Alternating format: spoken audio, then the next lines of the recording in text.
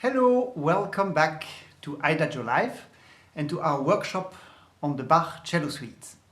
Today, Prélude from the second suite. And it is a very special workshop for me today because our guest is somebody who has inspired me since the very first time I heard him and ever since. And he has been one of my idols, and he is one of my idols. And this is Stephen Isolis. He will be with us in about 15 to 20 minutes, but I think I will today try to cut it short and make it really 15 minutes because I received a lot of messages on social media that you were all very excited to see and hear him. And I have to confess something. Stephen was just trying, first of all, he has proposed and agreed to bring his cello with him, so he will actually play something for us as well, some examples. And he was just trying the sound now, to prepare for this, for the workshop. And guess what he was playing? He was playing the beginning of the Prélude of the second suite. So that's a bit intimidating, but I also see it as a great chance of inspiration. So I would like we did a few times in the past, to start this workshop with some questions that you sent me, and some of them are directly related to this prelude. And the first question is by Heather Mosley, who has been following our workshops very closely. And Heather is asking, what are your thoughts on the rhythmic structure and hierarchy of the beats in the D minor prelude? The second beat seems very important. Is it too much to say it alludes to the sarabande? Is this common for Bach to use 3/4 beat like this in movements outside of sarabandes?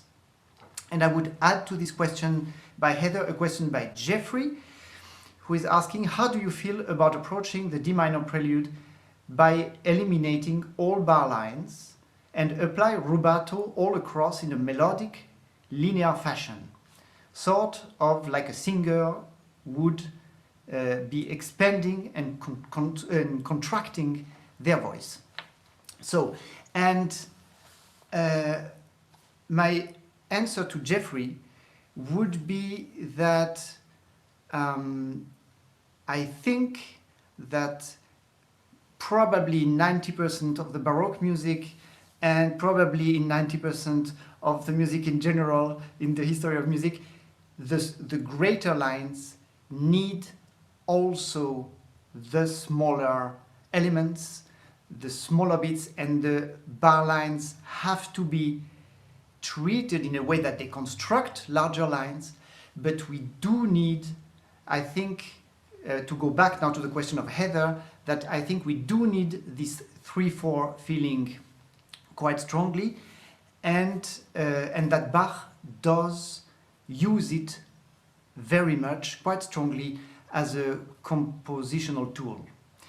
First, the last part of the question of Heather, we do have quite many movements in 3/4. Of course, all the courants are in 3/4, the minuets, of course, so it's not so rare. Now, about the relationship to the sarabande feeling, the sarabande rhythm. We talked about it, of course, in the sarabande of the first suite. What does the sarabande have? It has this attraction between the first and the second beat. And indeed, if we look at this prelude now, the whole prelude is constructed on a quite simple element of 3 notes, which is constructed on the first and the second beat. And remember, we talked about it in the first prelude, how Bach, with a simple element, will then construct something. Well, in the first prelude, he was constructing on these notes, on these famous first notes, but he was also having a lot of moments where there was quasi-improvisation. The second half of the prelude, with all these scales and everything, was not directly related to the material, to to the motive. And here, in this prelude, Bach goes much more systematically back all again and again and again on constructing this whole prelude on this, basically on this chord. I don't want to say on these 3 notes because it is 3 notes and immediately in the second bar it's 5 notes. So first bar, and then second bar. So we have already 4 notes in the chord plus a passing note. So, but it's always a chord that is presented in this sarabande-like rhythm between first and second beat. And again, this is going to be throughout the piece, as always, like he did also with our motive in the first prelude. It is sometimes the basic presentation is from the bottom note, again, and the next bar also. But in the 4th bar, you already have the first occurrence where this chord and this 3-note chord is presented from the middle note.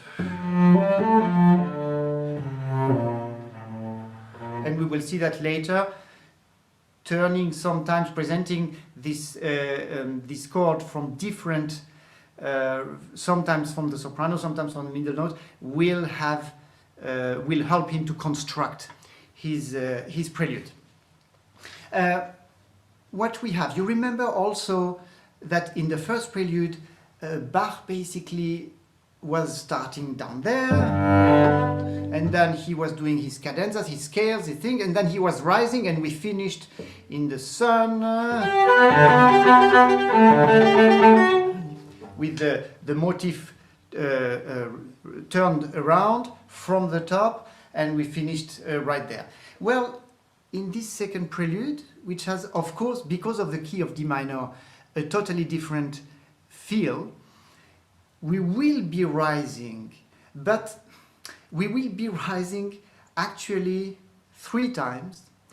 And actually the climax, the point where we actually get to this high register of the cello is not going to be the last word of this prelude. It's going to be basically in the middle of it. And from this high point, we will then go back to darker colors and have again some rising, but as we will see in a very different way. So I will play now a little bit and giving a few examples. So we have this first rise and go back down of about, not about, of 12 bars. Presentation of the theme.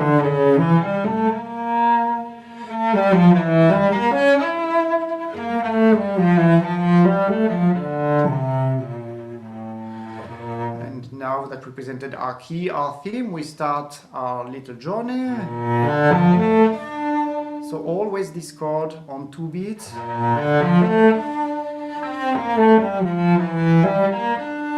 And this I find so charming. Bach has always such a compelling way to propose to us this sequence. And in this case, it's because he touches again the former note, the note that belongs to the former chord, before actually coming to the chord where we are.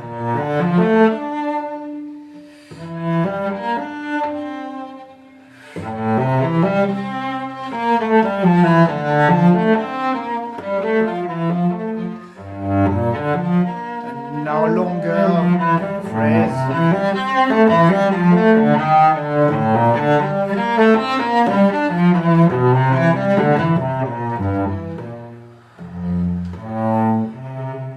And like Bach likes to do, after now giving us 4 bars that were in one line and rising, he calms down to the basic 3 notes, now in F major, and now you see we start a series of modulation that will again rise. So we try again a second attempt of rising. Motive from the middle note.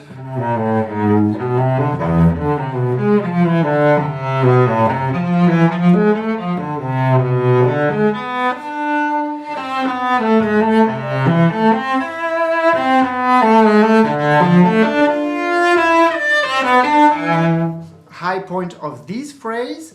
And how does he bring us back down for the second time now? With again this, I use this, I know, absolutely wrong term for this music of walking bass. Basically the bass becomes quite active to slowly bring us back down in 4 bars to the lower register.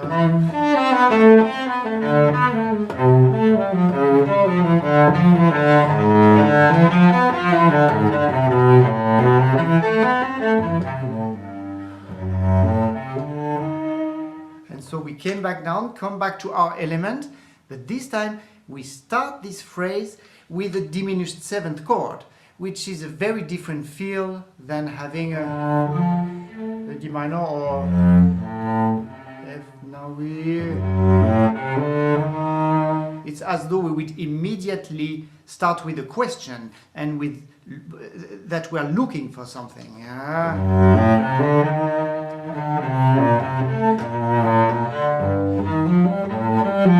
So, and now here we will start quite immediately an ascension that will bring us to our dominant. And I want to say one thing about this passage, because many of my students come and bring these bars that we are going to play now with a wrong accentuation.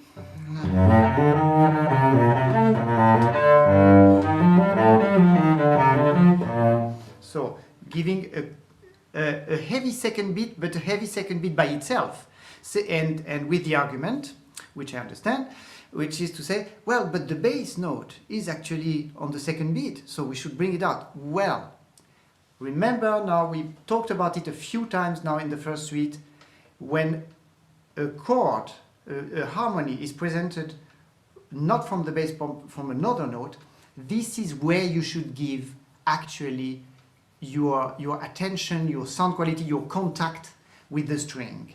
So in this case, it's our motive, our chord, our 3-note motive from the middle note, and therefore you really need a very expressive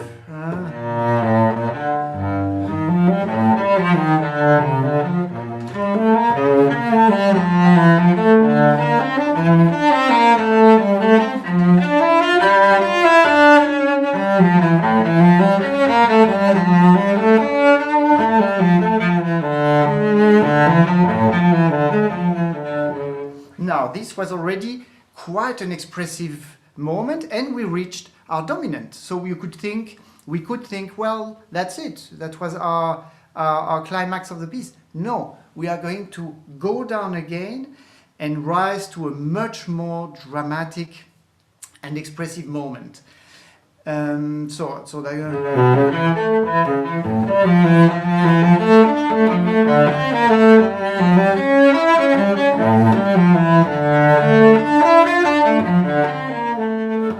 First we go down to this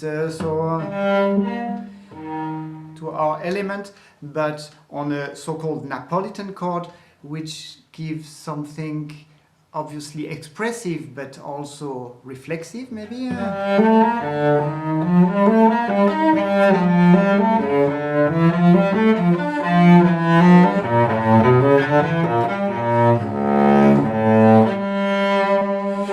So, and here, as you see, Bach went back as far down as it goes, you know, and he's spreading our motive, our 3-note motive. Now, as you can see, the intervals are much bigger. We started there, so always a little third. Here we have a 6th and a 7th, so we have a dominant 7, which is spread to give more expressivity. And he does it again. A diminished, quite dramatic chord. I want to go for 1 second to the piano here, because what I find very interesting is how the harmonies that you hear now, just as this passage, which as I was mentioning, are the same 3 harmonies that we had about 8 bars before to the preceding high point. So you remember we and then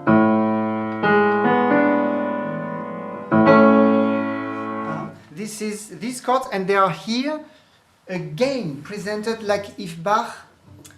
So it gives us a feeling of, oh, we are doing again the same ascension, the same harmonies, but more spread, more to give more tension, to give more drama, and this is what prepares us to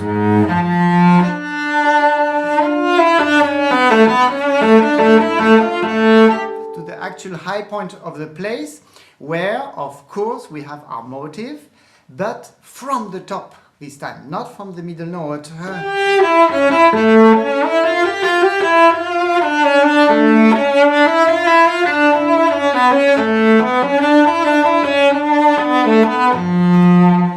And the diminished here.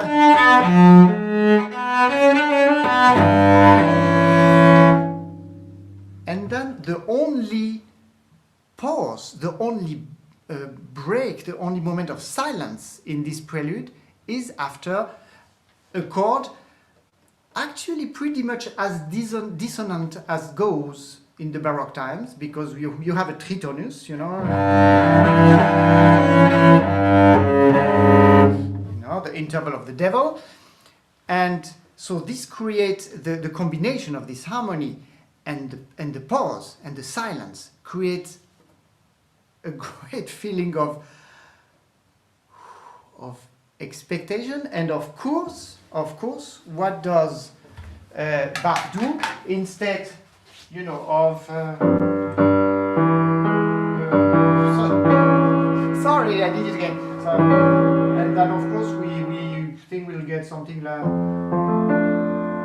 know, and of course that's not what he does. The bass note stays where it is.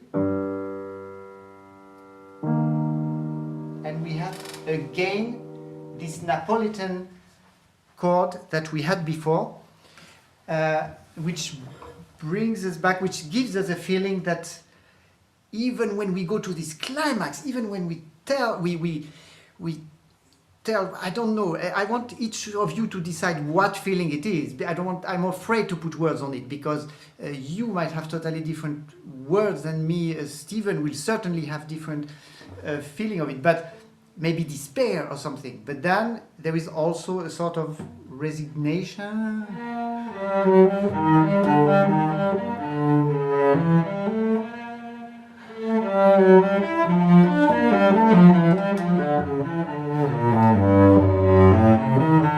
And we go down and down and down.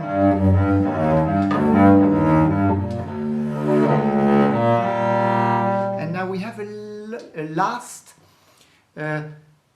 rise of 4 bars until the final cadence, but we almost don't rise. And not only this, but this slow rising is contradicted in a way by always falling down lines of scale.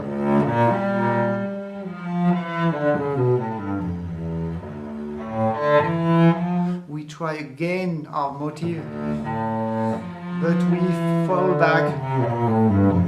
We try again. And then a last chant du cygne.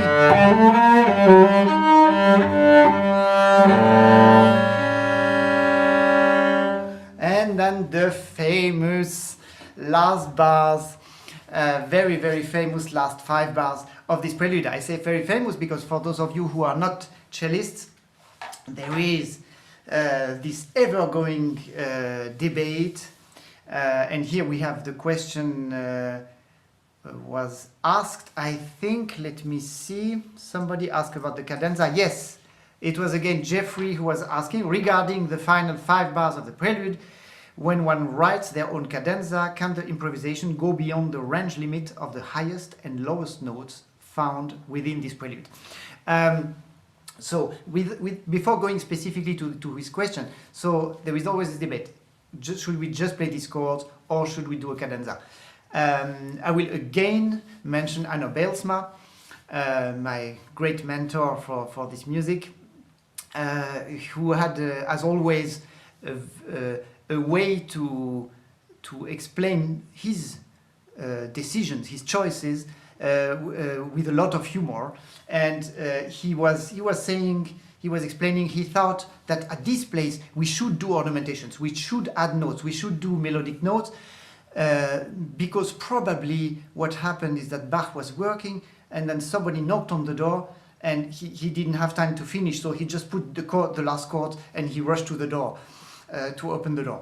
That was a typical Anno Bijlsma way to justify, because otherwise everywhere in the suite he was against ornamentation, so he had to justify himself for actually playing ornamentation at this place.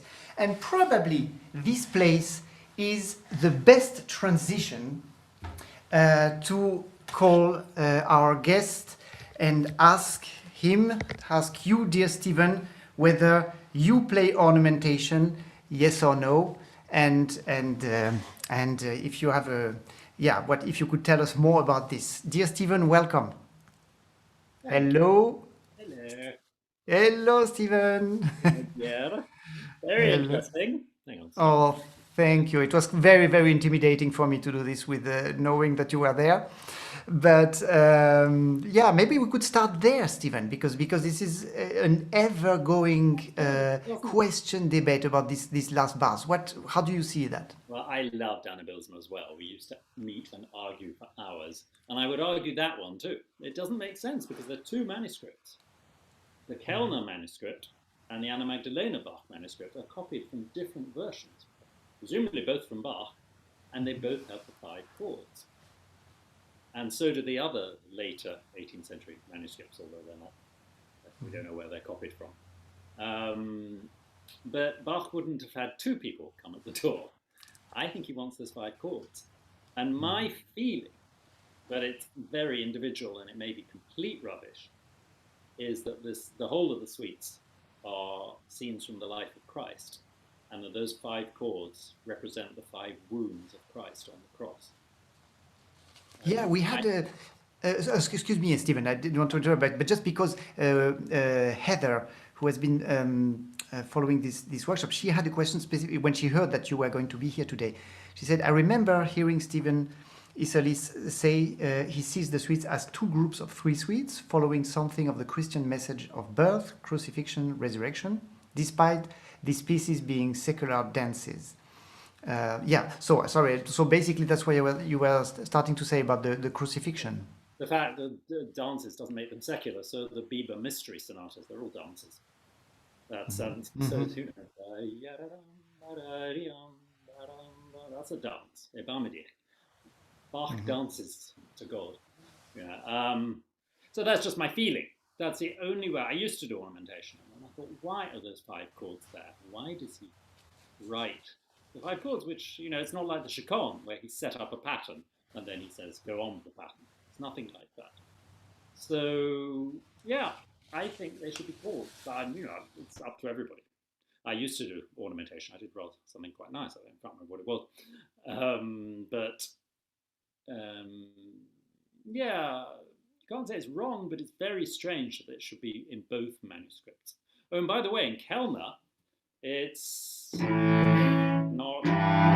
He has an A in the bass, which might have been Bach's first thought. I mean, it seems as if Kellner is copying from an earlier version of the suites than Anna Magdalena.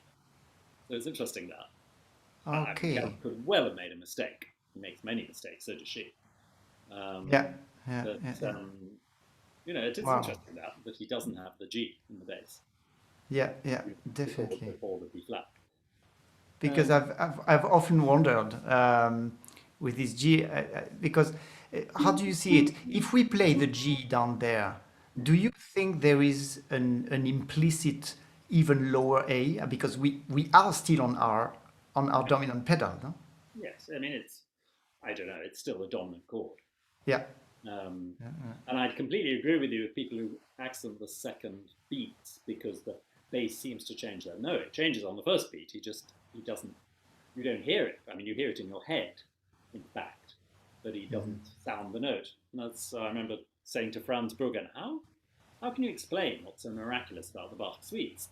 And he said, it's the hidden bass line. So the bass line, for me, it's so useful to play it at the piano, this prelude in particular, I think. Play it always on the piano and just put in the bass line, because it's there. It's not just implied, it's there, it's just not sounded. That's what gives us actually the drive, no? That's what shows us the way. It shows us the dynamics, it shows us the length of the phrase, it shows us everything, really, about the bass line throughout the suite. In regard to this, do you sometimes, I mean rarely, but sometimes in repeats, at some places, I allow myself to put a little bass line that is, as you say, implied and that is not composed by Bach. Is it something that you do sometimes, or do you find it childish? No, neither. I don't usually do it, but I don't think it's wrong. You know, and there are. I mean, presumably, if you looked at the Kellner as well, I sort of alternate between the Magdalena Bach and the Kellner, because that has some extra basses. Quite a few, actually. Extra chords and things. So, you know, in that way, I think you're fairly free to do it. I don't perform these suites anymore because it's scaring me so much, but I'm working on them during this time, just for my own pleasure. But yeah, no, I mean, the bass line is really, I think that's that's so useful for people who play the piano or have a piano, just to play every note on the piano, putting in the bass line, and that will show you the direction, will show you the dynamics. I have talking because you mentioned these different sources and sometimes different notes and everything. And now I would like to make a little jump to the fifth suite, because there we really have the version we have the version by Bach, the manuscript of Bach for the lude version, obviously, and there, of course, as we know, there are all these there is many more bass line notes that are there. But I wanted to ask you about this thing which I still I find so extreme in the way. So we know that when he was doing harmonizing the same choral 3 or 4 times, he would do 3 or 4 different harmonization.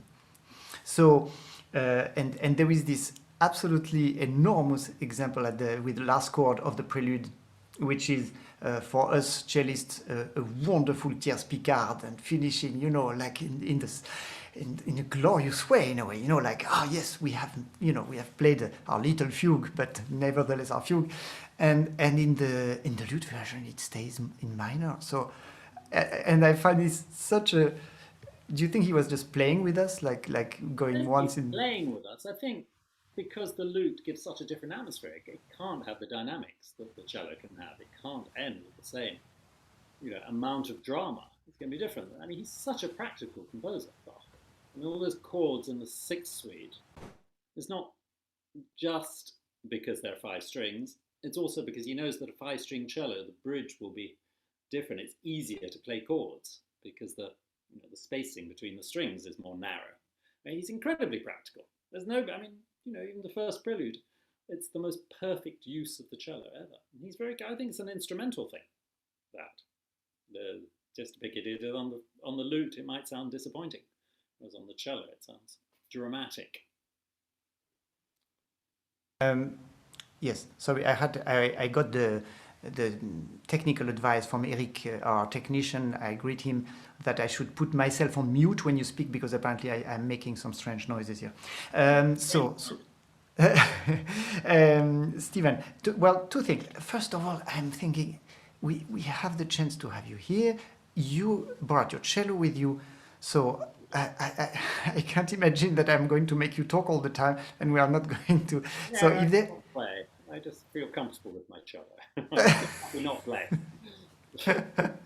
No, but it would be wonderful. But okay, if we are still in the talk, I have a very down to earth, not directly, well, actually Bach related question by Laia Puig on Instagram. She sent me this.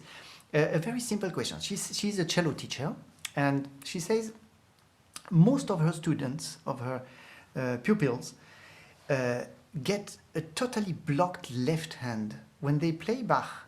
How can one keep a free left hand? So I know I'm sorry to bring you to such secular questions, and which are things I am also going to talk about it. And but for me, beyond being one of the most inspired musicians that you are also the one. No, but let's. I think every cellist on this planet agrees that in terms of just playing cello like breathing, you are our idol. So do you have something that you can say about this left hand getting tense? When Not we play the much, switch. because if I am relaxed and natural, it's because I was taught that it was easy to play the cello and never to think about it. So I never really think about it. But I think what you just said is super important. Yeah, Because it's the mindset, I think. If you start thinking, how am I going to make my fingers less tight, they'll get tighter. If you think about the music, hopefully, and maybe that's why I don't accept regular students. Maybe that's not helpful. But I feel that often, if you're thinking about the technique will become difficult. And for me, relaxation is the most important part of technique. And therefore, if you're thinking about the music, it's like, for instance, an example I often use is Dvorak concerto, the octaves in the first movement. And if you think, oh, I've got to play octaves, you'll mess them up. And even if you don't, you'll miss the point. So you do mess them up musically. If you think, it's coming, the recapitulation is coming, we're getting there, we're getting home, then suddenly the octaves become much easier, and it doesn't matter if you don't miss them. That's not the point. The point is you get the excitement of coming to the recapitulation with the second subject, which is a surprise in itself. I think for me, but maybe that's not helpful, or it's only helpful for a very small proportion of people. I think you teach and I don't. Mm-hmm. No, I think it is very helpful, and I think you started right putting the finger on it, because more and more with my students,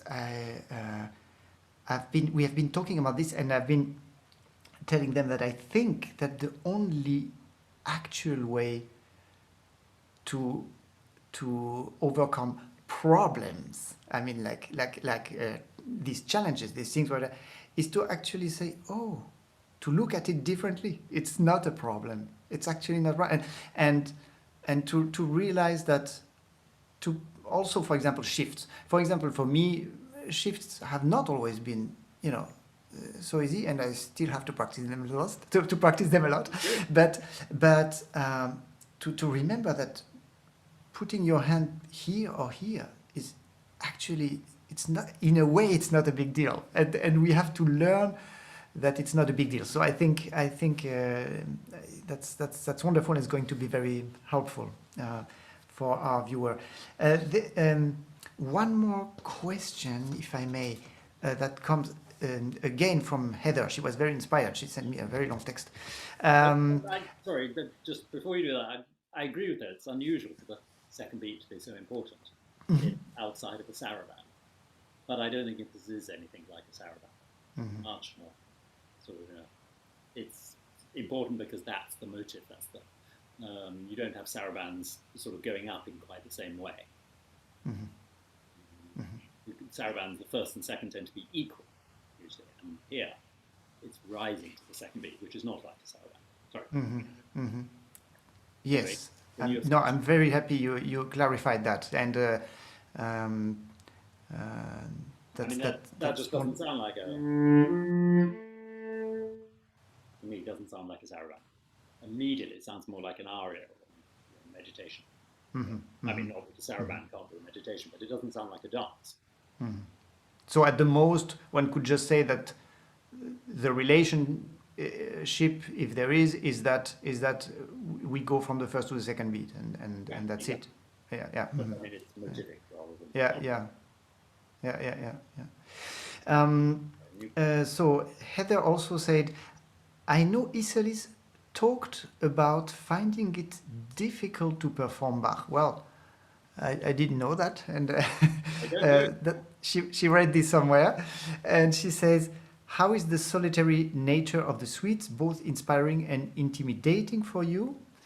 For most of us cellists, we play Bach a lot at home and rarely in public. For me, I find it the best thing to play to find a good connection to my cello. To perform them sometimes feels very lonely and uncomfortable. How do you deal with that, especially playing all 6 suites together?" So a lot of questions in there. I don't know if you want to catch I mean, on what. because as I say, I just don't perform them anymore because I just get scared. I get scared of memory lapses, and so I thought, it won't make me love the suites or enjoy them any less if I don't play them in front of people. So I just stopped playing them in front of people. For But myself, Stephen, I'm actually doing this. if I may, it's such a pity for us. And what everybody, Isabel Faust, now she plays the Bach partitas and sonatas, she plays always with the score. No, she does. She plays always with the score. I'd rather not do it. I think maybe I'll change my mind.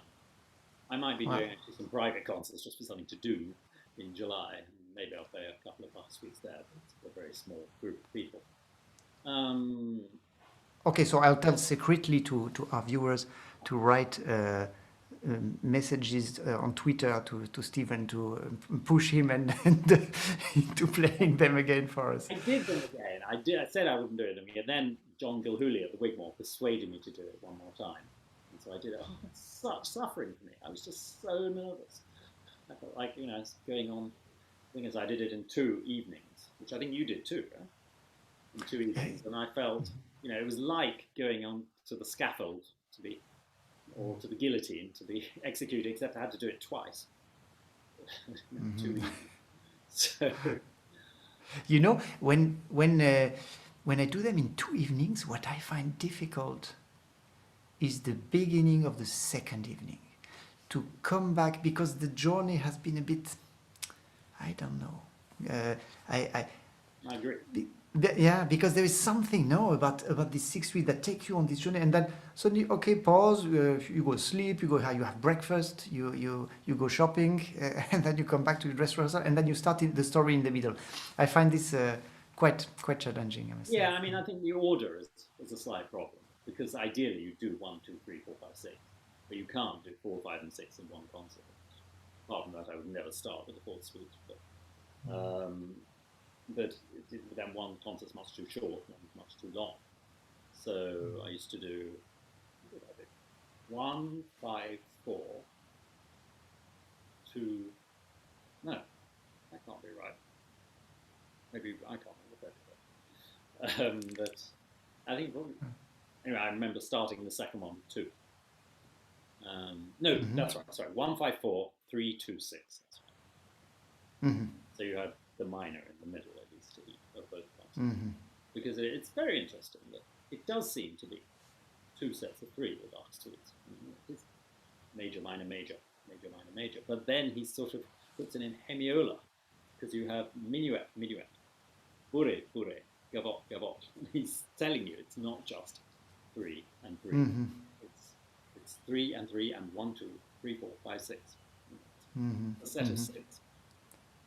Wow, I never thought of that.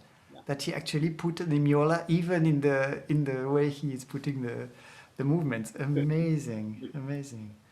Yeah. What's really interesting, Kellner, the 5th suite, there's no saraband. Maybe he left it and there's only a few bars of the jig. If he was writing from an earlier version, it's just not impossible that Bach couldn't think of a saraband and thought of it later. I don't know. It's possible. Wow. Thank God this saraband exists. Can you imagine? Well, luckily we would have constructed it from lude, but we would have had lots of chords and things. We would have done a completely different version. Yeah. Constructed from lude. But thank God for Anna Magdalene. Oh yes. God for her. Yes. Oh, well, I don't know if we have a few minutes left. I hope so. Well, usually Eric then writes me a message saying that we have to stop soon. He says yes. Okay, I have one more minute. So a few more minutes. There is Josquin, who has also been following this workshop and sending me many questions. So it's more a question. He says, so he wrote me in French, and I'm going to translate in English as good as I can. I have the impression that more than any other works, the suites are subject to controversy in the interpretation. Each cellist has his or her version, and that it gets, and that people get very critical, you know, of the style, of the aesthetic, and the approach of the other people. Why is it so? And he's asking, why have these suites become at the same time so universal, you know, like Rostropovich at the Berlin Wall, Casals there and everything, but at the same time they crystallize, one has in the cello repertoire the strongest opinions and you know, fight, like in competitions, you know, that people, that's what young players who go to competitions, that's what they are really afraid to play at the competition, because they know there is going to be in the jury someone who really says, no, you can't play Bach like this, you know. So I don't know, what's your view on this? Well, it is true. If anybody asks me what they should send on an audition tape for Protocolo, I teach every year, don't send Bach, because it's often true. I hate it, some of it, and then if I love it, of course, that's great. That's really special, and it has happened. But I just feel anytime I hear a theory or an idea coming through the performance, it bothers me. I don't want to hear it. I mean, you know, I say I have this idea that they illustrate the life of Christ, but I never let that sort of, you know, dictate how I'm going to phrase something. Bach is, I mean, the reason the suites are so universally loved is they have everything. They have so much humor, they have so much tragedy, they're just so perfect, but in a very human way. It's such a human message, this music. And if I hear a theory, if I hear somebody, you know, it's great if people understand the harmony, but just don't point it out to us. We can hear, you know, we want to be a sort of like a window, a clear window. You can see Bach through it. We don't want to be opaque. We don't want to sort of get in the way. And I think many people do get in the way. You don't, which is great. And you and I have always been allies anyway. But I mean, many performances. Oh yes, we know you're clever. We know you've read a book about rock practice. That's great. I want to hear some Bach. I want to hear the music as you would sing it in the shower. That's exactly. It's got to be natural. It's such natural music. It has to be more natural than just one line or one instrument. Yes, it's wonderful. But as you said, and this I say for, you know, young cellists who are still looking, well, we are looking our whole life for what we want to do with this music, but for young cellists who are, you know, still looking for what their Bach could be, as you mentioned before, to get to this simplicity and to not be finger pointing in interpretation, nevertheless you have to go in the language, analyze, understand, look for the bass line, and do all this work. Not complicated music, and it's dance music. Even the preludes, I said it was not a saraband, but it's still, even that prelude, which is the most lyrical, well, that and the fifth, there's always a sense of dance. You know, and unless Bach is writing a chorale or recitative, there's dance there. And that should make, I think, the rhythm simple. And, you know, and then you have to know the metric accents of the different dances. And of course, they'll each have, you know, that's what makes even the sixth allemande an allemande, because it has that 1, 2, 3, 4, 1, which all the allemands have, and, you know, whatever, and the saraband a bit. Second beat, but not stronger than the first beat.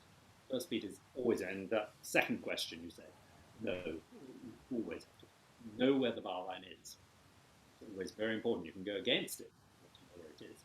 You have to feel, without pointing, feel that that's where the dancer leaves the floor and back very often. First beat. But it is simple music. As I say, what could be simpler than one instrument? And to understand the harmonies is just understanding the language, the journey, the story. And that's all. And just understand the story. You don't bring out once upon a time there was a princess. Once upon a time there was a princess. It's natural, and the Bach suites are just as natural as that. And they're all stories, different stories. They have every emotion there is in them. Wonderful. Once upon a time there was a princess, so I think that's a wonderful image to say goodbye. Unfortunately, we have to stop. Stephen, I'm so grateful that you took this time. Thank you so much. It was wonderful to see you again this time at distance. I hope soon we can see you again, each other in real. And dear viewers, next episode will be on Friday, coming Friday, 7 o'clock, and my guest will be flautist Emmanuel Pahu. So we will hear what he has to say about the Bach cello suite. Thank you so much.